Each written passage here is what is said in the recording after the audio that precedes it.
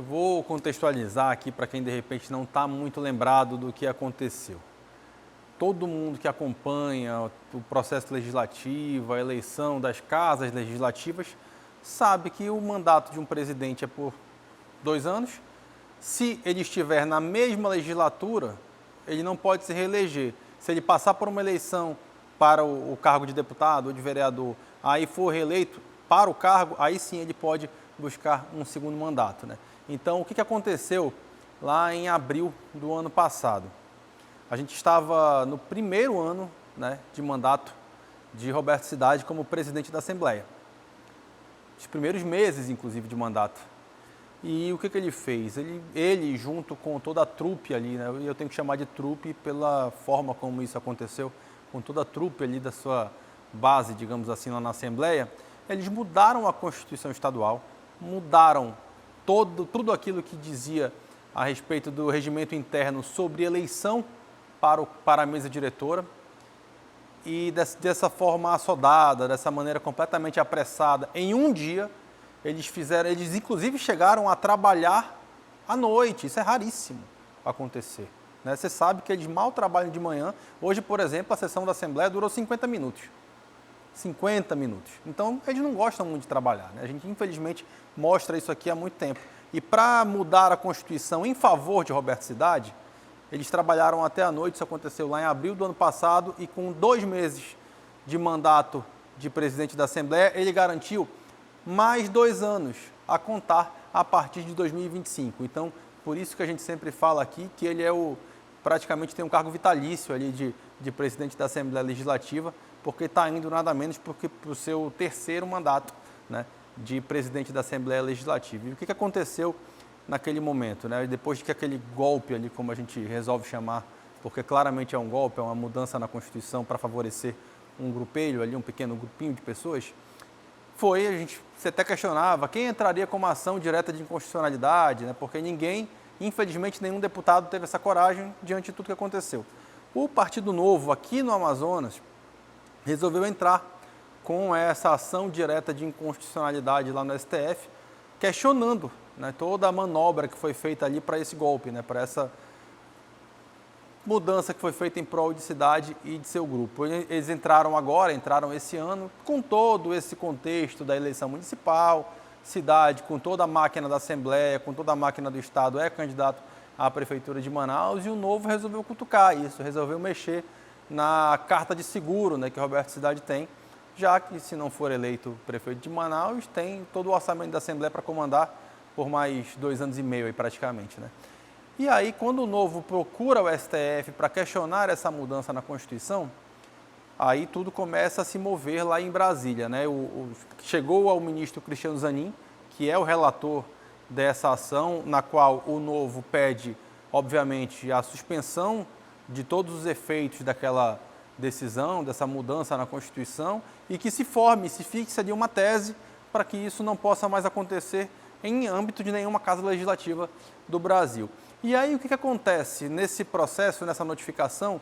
A UNALE, a União Nacional ali das Assembleias Legislativas, que tem interesse na perpetuação de seus presidentes, né, da forma como isso aconteceu, ela entra nesse processo e ela avisa lá, ela entra com um termo jurídico de amicus curiae, não sei direito o latim, né, mas é o amigo da corte, é alguém que auxilia aquele julgamento. E a UNALE, em defesa de Roberto Cidade, falou lá para o STF, olha, essa ADI não pode prosperar, porque essa mudança na Constituição, ela inclusive já foi revogada. E isso só piora a situação, a meu ver, né? Porque o que aconteceu? Mudaram a Constituição para eleger antecipadamente o Roberto Cidade, e depois que ele já estava eleito, já estava tudo garantido, eles revogaram a mudança.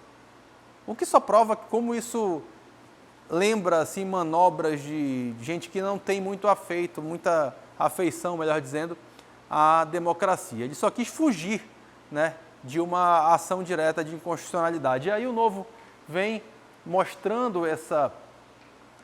que essa manobra era justamente essa. Era você revogar a decisão logo depois que ela cumpriu o seu efeito, para tentar fugir, né, de uma ação direta de inconstitucionalidade. E aqui o Novo até aponta, né, no processo aqui, né, que de fato a Corte Suprema, no caso o STF, possui o entendimento de que, em regra, a revogação da norma impugnada enseja a perda do objeto da ADI. Ou seja, o fato de você revogar aquela mudança na Constituição não tem por que entrar com uma ação direta de inconstitucionalidade. Porém, contudo, aqui nesse caso, não se trata de postulado absoluto, ou seja, não se trata de uma regra definitiva. Há situações específicas em que o STF a excepciona, reconhecendo a relevância do julgamento da ação direta de inconstitucionalidade, mesmo diante da revogação da norma impugnada, né? Então, o Novo respondeu ali, peticionou ali essa argumentação dentro do processo, e aí o que poderia acontecer? O ministro Cristiano Zanin poderia simplesmente olhar e dizer, não, já que eles já revogaram, a situação aqui é resolvida, não tem por que eu me debruçar sobre o mérito dessa ação direta de inconstitucionalidade, vou indeferir tudo aqui e seguir a vida. Não foi isso que ele fez. Ele recebendo todo esse entendimento, toda essa defesa que o Novo fez diante dessa situação, ele fez uma convocação que é importantíssima e vai ter gente tendo que se preocupar com outra coisa que não eleição municipal. E gente que eu falo é Roberto Cidade e governador Wilson Lima, porque os dois têm 5 dias a contar de hoje, está aqui, de 25 de setembro de 2024, para prestar informações para o STF, para esclarecerem, para tentar encontrar aí um linguajar jurídico que possa justificar esse golpe, essa Constituição do Estado que foi rasgada no ano passado, e a gente falou bastante disso aqui desde o ano passado. A gente não está falando agora porque é eleição municipal, não. Então, depois que passa por esse processo, depois que o governador do Estado e a Assembleia, presidente da Assembleia, se explicarem o inexplicável, essas manifestações vão para o Advogado-Geral da União e também para a PGR, para a Procuradoria-Geral da República, para que elas se posicionem em 3 dias. E por que você está buscando a Advocacia-Geral da União, Procurador-Geral da República sobre um caso daqui? Porque isso pode gerar efeito para todas as outras casas legislativas, inclusive a própria Câmara dos Deputados. Então, é muito claro que essa aqui é uma situação muito importante e que precisa ser analisada. Fato é que, na reta final aí da eleição, eles vão ter que ter um pouquinho de trabalho, né, Adriane, para tentar explicar essa manobra que a gente já bateu tanto aqui em cima dela, né? Exatamente. Essa manobra ela foi feita aqui no Amazonas e em outros 7 estados, né? Em que, principalmente parlamentares do PSDB e também do União Brasil, que é o caso aqui do Amazonas, acabaram agindo dessa forma.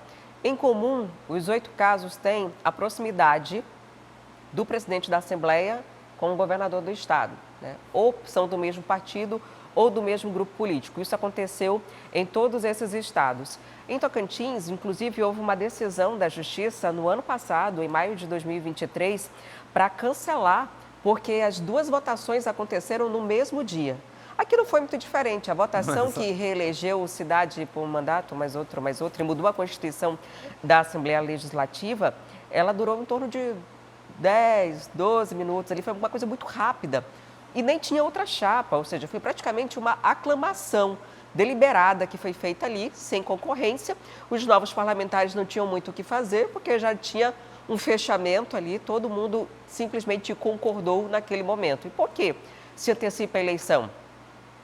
Para não correr risco de, no processo, essas alianças que estavam firmadas naquele momento se dissolverem. E é muito comum na política a gente ver essas alianças sendo desfeitas. E o presidente da Assembleia, ele não só administra o orçamento da Assembleia Legislativa, que é bem volumoso, como também ele direciona as pautas. É ele que vai colocar em pauta o que vai ser votado pelos demais parlamentares e vai priorizar o que é de interesse do governo, nesse caso, com essa sinergia, digamos assim, que os dois têm. Então, até então, sem essa decisão, a única forma de tirar a Cidade da presidência quase vitalícia da Assembleia Legislativa seria ele sendo eleito prefeito. Mas agora tem um novo entendimento. Inclusive, não há entendimento generalizado em cortes, porque uma corte decide uma coisa, outra corte decide outra, e por isso chega a Suprema Corte para que tenha um entendimento que possa gerar jurisprudência, para que as outras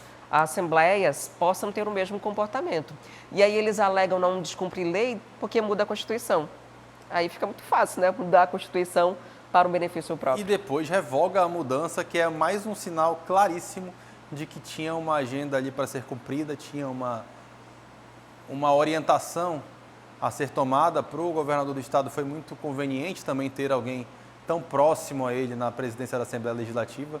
A Adriane citou aí, por exemplo, que é o presidente da Assembleia que pauta as votações, aquilo que vai ser votado. A gente está vendo aí na campanha todo mundo batendo em cima da votação do aumento de IPVA, que todo mundo pagou mais caro esse ano, por uma decisão da Assembleia Legislativa, e quem coloca em pauta essas situações, obviamente, é o presidente, nesse caso específico, do Roberto Cidade, de quem a gente está falando, né? E é muito sintomático também que você falou das alianças não irem se dissolvendo, né? Eu estava vendo a foto hoje da posse, está na mesma foto ali, todo mundo feliz. Mayra Dias, que hoje já está longe desse grupo, e inclusive a informação que eu tenho é que naquele momento ali, ela era uma daquelas que não queria votar, mas se viu pressionada diante daquele contexto todo. A gente tem Daniel Almeida, o irmão do prefeito Davi Almeida, que naquele momento também foi favorável a essa situação e hoje está se matando com a base lá, inclusive foi alvo até de pedido de cassação do seu mandato, um jogo de cena ali na Assembleia, como se eles realmente se importassem com isso. A gente, um pouquinho antes, a gente já teve a história da Joana Dark, né? A deputada que acusou o Roberto Cidade de comprar voto por R$200 mil dos deputados e depois já está do lado dele. Foi para essa eleição, né? Ou foi para anterior. Foi para anterior. Essa aqui, nessa aí eles já se acordaram, ali se acertaram, para acertar, aconteceu um pouquinho Inclusive antes. foram os dois mais votados do pleito, né? Exato, aquela história, tudo tá bom para todo mundo, vamos ficar... Se organizar direitinho, né? Como dá para todo mundo, falar, né? Por aí.